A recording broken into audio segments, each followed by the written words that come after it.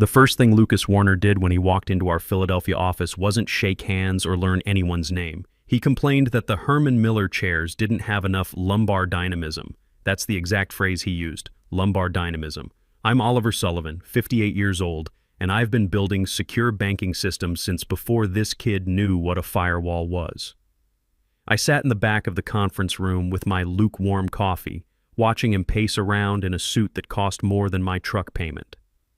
Lucas was our new chief digital officer, brought in specifically to grease the wheels for the pending $650 million merger with Deutsche Bank. But from where I was sitting, Lucas wasn't grease, he was sand, and he was about to get poured directly into the gears of a machine I'd spent 28 years building. I'm the principal security architect at Mid-Atlantic Financial. In plain English, I build the vaults where we keep the money safe and the regulators happy. I don't talk much in meetings, I don't do trust falls or team-building retreats. I write code that works, encrypt data that needs to stay locked down, and go home to my son on weekends in my vintage Mustang in the garage. "Listen up, rock stars," Lucas announced, clapping his hands together. He had that manic energy of someone who drinks too much kombucha and listens to podcasts about disrupting industries. We have 8 weeks until the Deutsche Bank merger closes, 8 weeks to modernize our infrastructure. I've been reviewing the code base, and honestly, it's bloated with legacy systems. He said legacy like it was a dirty word. In the banking world, legacy usually means battle-tested. It means this code has survived market crashes, cyber attacks, and 3 different regulatory overhauls. But Lucas didn't see armor, he saw rust. "We need to be agile," Lucas continued, pacing so fast I got dizzy watching him. "We need to be lean. If a system isn't directly driving efficiency metrics, it's dead weight. We're migrating everything to a cloud-native architecture I implemented at my last startup." A murmur went through the room. His last startup had folded after a data breach that made the financial news, but nobody mentioned that. Everyone just nodded, scared for their jobs. "Oliver," Lucas said, pivoting to point at me, "you handle what? Internal security protocols? That sounds like a cost center to me." I didn't blink, just set my coffee down slow and deliberate. "I secure the data transfer tunnels. Without them, the merger documents are just text files floating on the internet for anyone to grab." He laughed. A short, barking sound. "Encryption, right? AWS handles that now. We don't need custom scripts clogging up the pipeline. Your department feels heavy. Feels like it got comfortable." "Comfortable?" I repeated, keeping my voice flat. "My systems are the only reason we passed the Federal Reserve audit last year." "That was last year," Lucas dismissed, waving his hand. "This is the future. We're cutting the cord. I want a full audit of your repositories by Friday. Anything that isn't critical to the user interface gets archived, and by archived, I mean deleted." The meeting ended with a flurry of buzzwords: synergy, paradigm shift, low-hanging fruit. I walked back to my desk with a cold, hard knot in my stomach. This wasn't restructuring. This was demolition. Lucas didn't understand the architecture. He looked at a load-bearing wall and saw something blocking his view. The problem was the wall he wanted to knock down, my Secure Vault Legacy.dll, wasn't just some old script.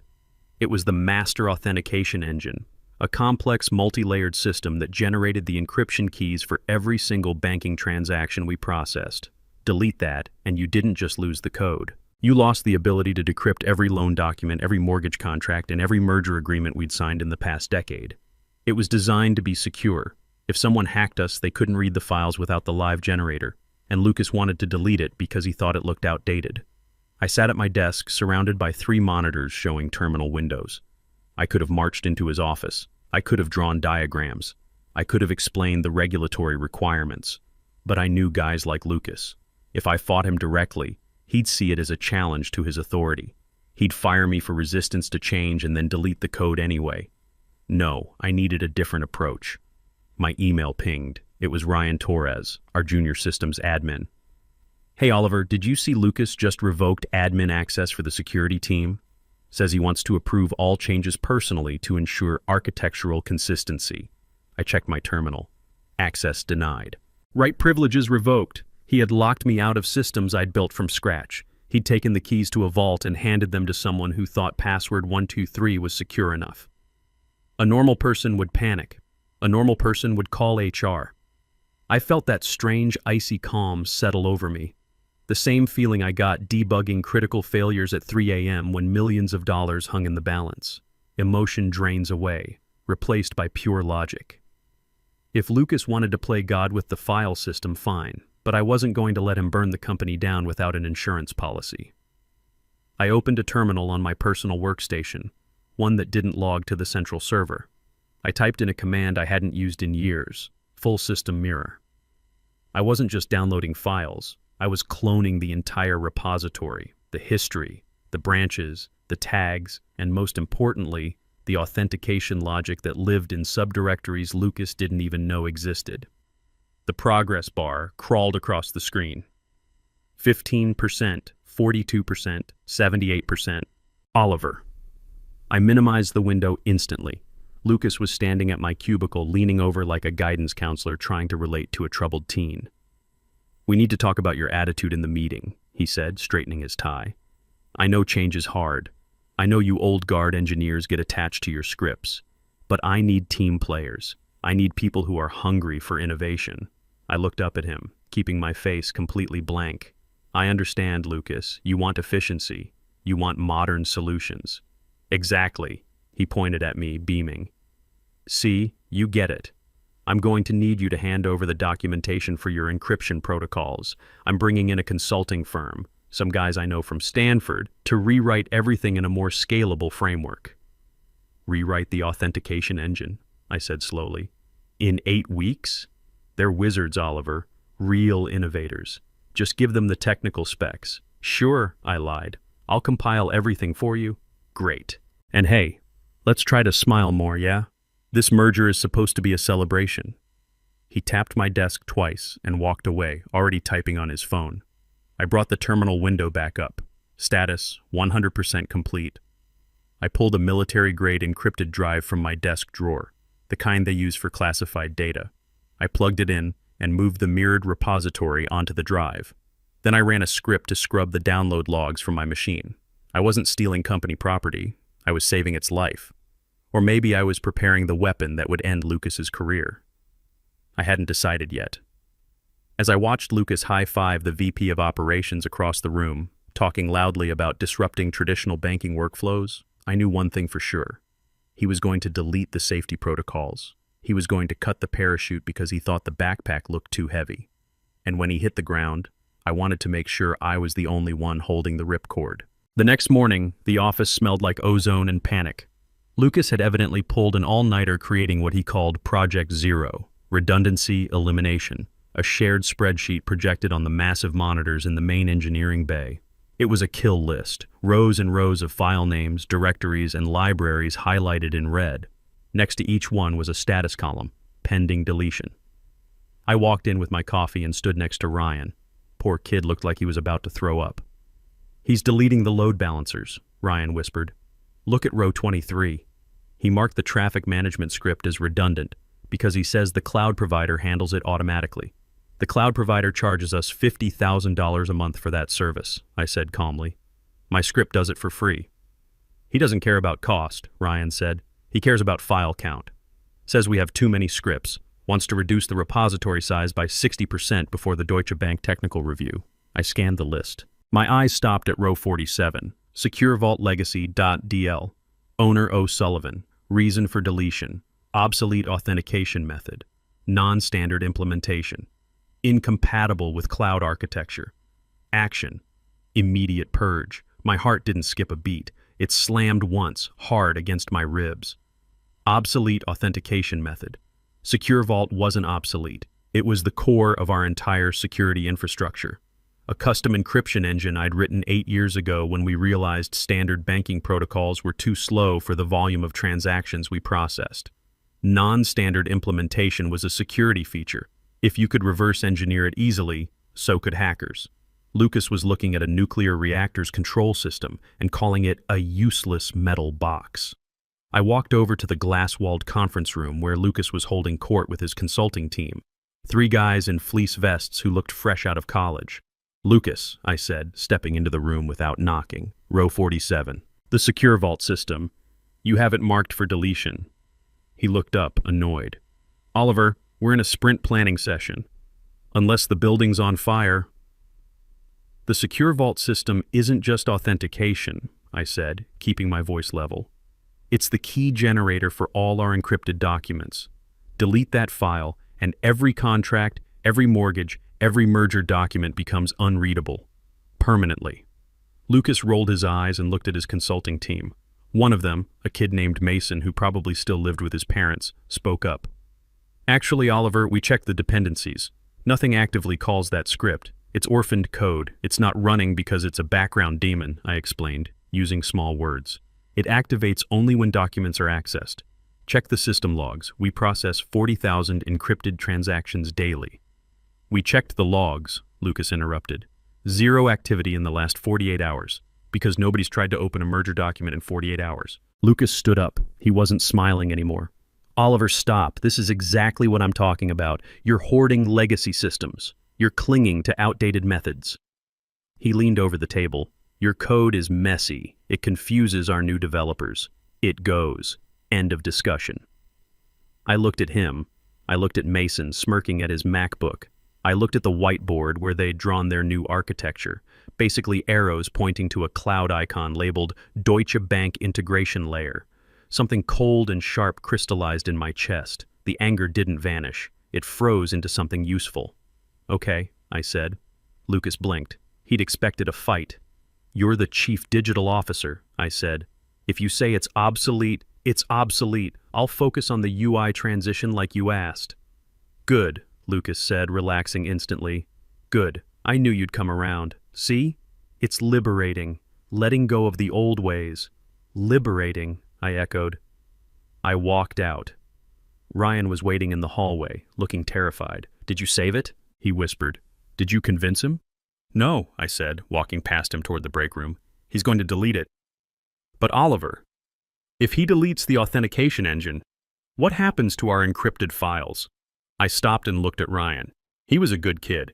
He actually cared about doing the work right. Ryan, I said, do you remember when I taught you to never hard-code passwords? Yeah. And do you remember when I told you the smartest engineer isn't the one who writes the most code, but the one who knows where the backups are? He stared at me, confusion clouding his face. The code's next on the chopping block, I said. He'll wipe it by noon. Let him, I said, a small, cold smile touching the corner of my mouth. It's already gone. What do you mean? I mean the secure vault system on the server is just a shell now. The real logic, the mathematical core of the authentication system, is currently sitting in my desk drawer on a drive that Lucas couldn't crack in a million years.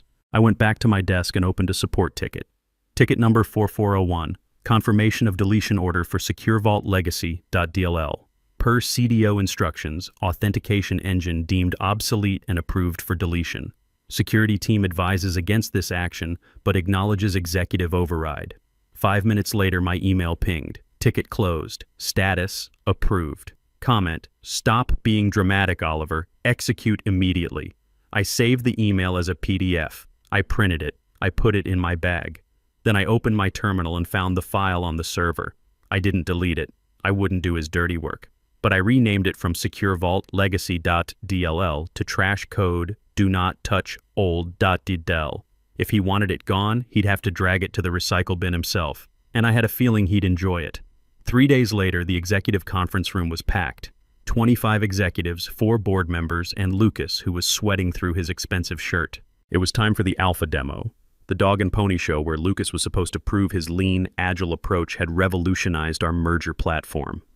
The Deutsche Bank partners were dialing in via video conference, their faces stern and expensive-looking on the big screen, looming over us like judges at a tribunal. I sat in the back row, wedged between spare HDMI cables and a dying ficus plant. I wasn't technically invited, but corporate protocol required a technical representative present in case something went wrong. Lucas had made it clear I was there to be furniture, nothing more. Ladies and gentlemen, Lucas began, gesturing at the projector screen, what you're about to see is the future of secure document management. We've stripped away the clunky, archaic interfaces of the past. We've streamlined the back end. We've created the digital banking portal. On screen, a sleek interface appeared, rounded corners, soft shadows, lots of white space. It looked beautiful, like an app you'd use to order coffee. As you can see, Lucas narrated, clicking his mouse, the The user experience is frictionless. Drag, drop, done. He dragged a dummy file labeled merger contract draft.pdf into an upload box. A cheerful green check mark appeared instantly. Upload complete. Zero latency, Lucas bragged. In the old system, this took 45 seconds. Why?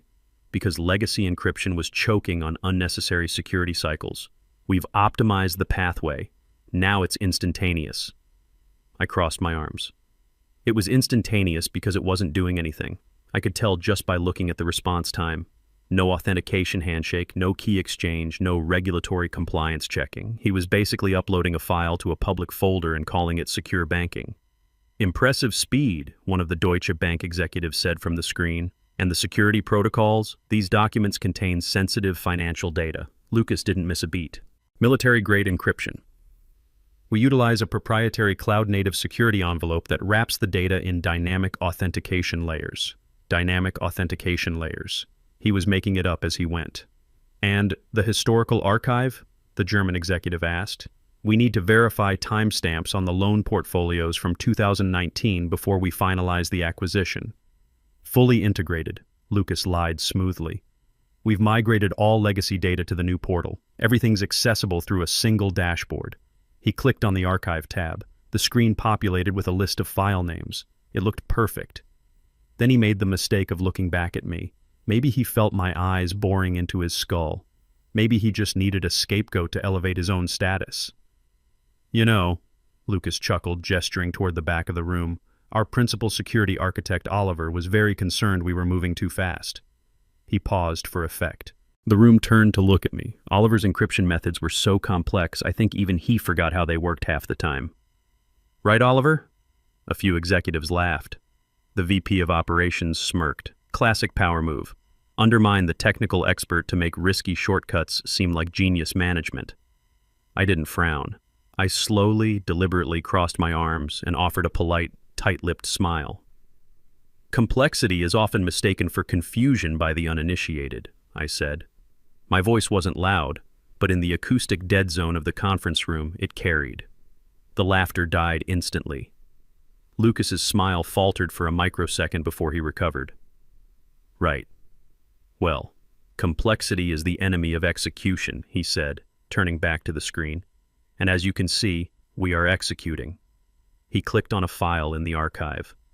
2019 Loan Portfolio/Summary PDF. A loading spinner appeared. It spun and spun. Just a little network lag, Lucas said quickly. Hotel Wi-Fi, am I right? The spinner disappeared. The file didn't open. Instead, a generic document placeholder appeared, the kind you see when a file is corrupted. Preview is rendering, Lucas said, sweat starting to bead on his forehead. But trust me, the data integrity is there. I looked to my left. Andrew Cross, our general counsel, wasn't watching the screen. He was looking at me. He was the guy who drafted the merger requirements, including the clauses about verifiable digital authentication chains. Andrew raised an eyebrow, a silent question. I met his gaze and gave the tiniest, almost imperceptible shake of my head. Andrew closed his notebook. He didn't say anything, but the shift in his body language was tectonic. He knew. Lucas wrapped up the demo with slides about projected cost savings. We're ready for final data migration this weekend, he announced. Come Monday, the old system is history. As the room cleared, Lucas stopped by my chair. He was high on adrenaline. See, he whispered. Nobody cares about your mathematical formulas, Oliver. They care about the interface. They care about the story. It was a nice story, Lucas, I said, standing up. I just hope the ending holds up. You're just bitter because I'm deleting your life's work, he sneered. I'm not bitter, I said, slinging my bag over my shoulder. I'm observant. You showed them a menu, Lucas. But you didn't check if the kitchen was on fire. I walked out. Let him have his victory lap. He didn't realize that migrating encrypted data without the active authentication engine was like moving 1,000 locked safes into a new building without bringing the combinations. He thought he was cleaning house. He was actually burning it down. The fallout started slow, like a crack in a dam. It began the next morning with a polite knock on my cubicle wall. Patricia Newman from compliance stood there holding a printed merger agreement like it was radioactive. Oliver, she asked, her voice trembling, do you have a minute? I have a question about the dual signature authentication protocols. I spun my chair around. What about them? She adjusted her glasses nervously. I was reviewing the technical specifications Lucas sent over for the new portal, and I can't find any reference to dual signature authentication. Banking Regulation 12 CFR 2225 specifically requires all merger documents to be secured with immutable timestamp verification. I leaned back. Regulation 12 CFR 225. Yes, I wrote the technical implementation for that requirement myself 4 years ago. So where is it in the new system? Patricia asked. Lucas said the system is streamlined, but if we don't have dual signature compliance, the Federal Reserve's automated clearance system will reject the transfer. The merger funds won't process. This was it. The smoking gun. Lucas's portal was just a web interface. It didn't have the back-end authentication logic to generate the legally required cryptographic signatures. That logic lived in securevaultlegacy.dll, the file Lucas had marked as trash. Did you ask Lucas about this? I asked. I did, Patricia whispered, looking around. He told me not to worry about regulatory technicalities and that the cloud wrapper handles compliance automatically. Cloud wrapper, I repeated. Patricia, there is no cloud wrapper. That's marketing terminology. Patricia's face went pale. But he showed us the demo. Files uploaded. Green checkmarks appeared. I looked her dead in the eye. Patricia, you can program a green checkmark to appear when you click a button. That doesn't mean the data was processed according to federal banking regulations. It just means the button works. She swallowed hard. So the system he demonstrated isn't compliant? I'm saying, I replied, lowering my voice, there is no system. There's a front end. There's a database. But the bridge between them, the authentication engine that satisfies federal requirements, is currently sitting in a folder marked for deletion because Lucas thinks the file name looks ugly. Patricia clutched her binder. If we miss the regulatory compliance window, penalty fees alone are $2 million per day. I know, I said. Oliver, you have to fix this. You have to restore the authentication system. I can't, I said, gesturing to my screen. My access was revoked. Lucas controls the repository. If I touch anything, I'm violating direct executive orders. I could be fired for insubordination. Patricia practically ran toward the executive wing. By 2 p.m., the atmosphere had shifted from busy to crisis mode. Lucas's office door had been closed for an hour. Through the glass, I could see Andrew Cross and Patricia gesturing wildly. Then the door flew open. Oliver! Lucas bellowed. He marched to my desk, followed by a man I didn't recognize. A severe-looking guy in a charcoal suit carrying a heavy laptop. This was Nicholas Hayes, the external auditor from Deutsche Bank. Mr. Hayes is having trouble validating system integrity, Lucas said through gritted teeth. He seems to think there's a technical gap. Hayes stepped forward. He looked like he ate tax codes for breakfast. Mr. Sullivan, I'm attempting to run standard compliance verification against your current authentication system. Hash validation passes for static files, but when I try to generate a regulatory session key, the system returns null values. That's strange, Lucas interjected. It worked perfectly in the demo. The demo was a UI mock-up, Lucas, I said calmly. I turned to Hayes. You're trying to validate against Secure Vault authentication, correct? Correct. The dual signature key encapsulation mechanism returns empty responses. That's because Secure Vault has been deprecated, I said. We're migrating to a cloud-native solution. Lucas's eyes went wide. Just fix it, Oliver. Generate whatever test file he needs. I can't generate authentication keys using a system you flagged for deletion, Lucas. That would be deploying deprecated code. I am ordering you to generate a valid authentication key, Lucas shouted. The entire office went silent. I looked at Hayes. Do you have a test payload? Hayes handed me a USB stick. It's a dummy merger contract. Encrypt it using federal dual signature standards. If you can decrypt it and verify the digital signature, we pass compliance. I took the stick. Here was the moment of truth. I could have fixed it. I could have pulled up my hidden backup, run the authentication from my encrypted drive, and saved Lucas's career.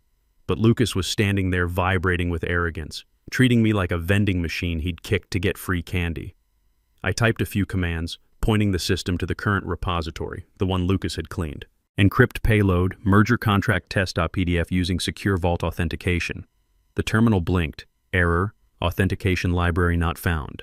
Secure Vault legacy.del missing or corrupted. I turned the screen so they could see it. It won't run. The authentication engine is gone. You marked it for deletion. You sabotaged this, Lucas screamed, pointing a finger in my face. You hid the dependencies. You made it fail on purpose. I didn't hide anything, I said, my voice rising just enough to carry to the silent audience behind us. I told you about this. Row 47 on your spreadsheet. You said it was obsolete. You said it was trash code. You ordered it deleted. I am the chief digital officer, Lucas roared. If I say something works, it works. You're obstructing a merger. He turned to Stephen Mitchell, the security guard by the elevators. Escort him out. Revoke his badge. He's a security risk. Hayes looked shocked. Mr. Warner, terminating your lead security architect during a compliance audit is highly irregular. He's not an architect, Lucas spat. He's a roadblock. Get him out. Stephen, who'd known me for 12 years, looked apologetic. Oliver, I know, Stephen, I said. I stood up. I didn't pack a box. I didn't grab my coffee mug, just took my jacket and the encrypted drive in my pocket. I looked at Lucas one last time. He was red-faced, panting, convinced that removing me would remove the problem. He didn't understand that the problem was me holding up the roof. Good luck with the audit, Lucas, I said. And remember, delete all is not a debugging command. I walked to the elevators feeling every engineer's eyes on my back. They were terrified, watching something rare, the captain throwing the navigator overboard because he didn't like the weather report about icebergs. The elevator doors closed on the sound of Lucas yelling at Ryan to find the backup files. There were no backup files on the server. The backup was in the elevator going down. I went home, poured a bourbon, and sat on my porch. The Philadelphia evening air was crisp. My neighbor's dog wandered over for scratches. It was peaceful. My phone, however, was having a seizure. First, a text from Ryan. Holy crap, he actually deleted the authentication folder trying to reset the cache. Everything's showing red error codes. Then the calls started. Missed call, Lucas Warner. Missed call, Andrew Cross. Missed call, unknown number. Probably the CEO. Back at the office, I knew exactly what was happening. When Lucas tried to fix the problem by clearing what he thought was corrupted cache data, he triggered the failsafe I'd engineered 6 years ago. The system was designed to detect tampering. If the primary authentication engine was removed without proper decommissioning protocols, the entire archive locked down. It was a feature, not a bug, designed to prevent hackers from wiping logs to cover their tracks. If the authentication system vanished, the vault slammed shut. Right now, every merger document, every loan contract, every regulatory filing was encrypting itself with randomized keys. Without the authentication engine to reverse the process, those files were digital noise forever. I took another sip of bourbon, imagining Lucas staring at screens full of access denied, authentication required messages. My phone buzzed with a voicemail. I decided to listen, just for educational purposes. It was Lucas, breathing hard. Oliver, look, maybe we got off on the wrong foot. Things got heated. That's just my leadership style. But I need you to come back and clarify some system parameters. The authentication module is requesting a root seed verification. Just call me back. We can discuss your severance package, or a bonus, whatever you want. He still didn't get it. He thought this was a negotiation. He thought he could buy the mathematics. The next morning, a courier delivered an envelope. Inside was a consulting contract. Rate, $1,500 hour. Scope, Emergency System Recovery. Signed, Andrew Cross, General Counsel. I drove back to the office. My keycard still worked. Stephen had forgotten to deactivate it. The executive conference room was chaos. The CEO looked like he was chewing broken glass. Deutsche Bank executives were demanding answers via video call. Lucas stood at the front, haggard and desperate. We experienced a minor cache corruption, Lucas was explaining, his voice cracking. But we've implemented workarounds. He clicked on the merger contract. The screen turned red. Critical error, authentication failed, document chain corrupted, federal compliance violation detected. What is this? A German executive demanded. Where is our merger contract? You lost the contract, the CEO whispered. It's sabotage, Lucas screamed. It's the legacy code interfering. I pushed the doors open. I didn't sabotage anything, Lucas, I said. I left load-bearing infrastructure. You demolished it. The room froze. Lucas pointed at me with a shaking finger. You did this. I didn't touch the authentication system, I said. You marked it for deletion. You said it was obsolete. I reached into my pocket and pulled out the military-grade encrypted drive. The authentication system you wanted eliminated? I made a backup. Lucas lunged forward. Give me that. I don't work here, I said calmly. You fired me yesterday.